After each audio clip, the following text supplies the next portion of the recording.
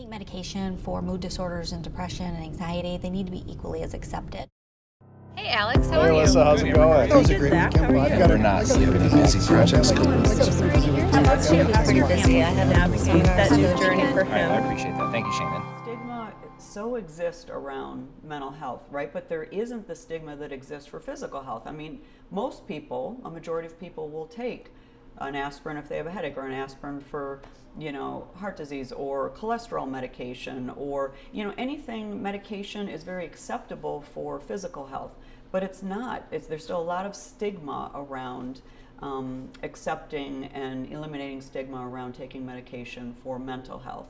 And again, that's each person in conjunction with a healthcare provider, a psychiatrist, a therapist, to make those critical decisions, just like you would make for physical health conditions. But it's really truly around stigma and really understanding, that healthcare from the neck below is just as important as healthcare, and mental health care from the neck up. But it's mostly all of us are getting in the way of that through the stigma. Like, I don't need that, as you just referenced. I don't need that. I'm fine. And it's our own stigma that we say, oh, there's something wrong with taking medication for, mental health reasons, but we can take it for physical health reasons. Those are personal decisions, but it's really about, truly just getting outside of the stigma and saying, this is, important, and if this could help really, for my overall physical and mental well-being, it's important I explore these things and talk with someone.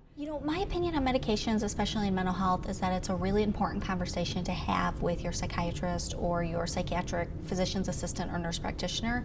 It's really a discussion that needs to be happen with that professional. But I will say the stigma around it, we really have to fight against that stigma, because it's nothing for us to take a blood pressure pill to decrease our blood pressure, right? It's totally normal, it's accepted. I think medication for mood disorders and depression and anxiety, they need to be equally as accepted, because it's just as important for our health.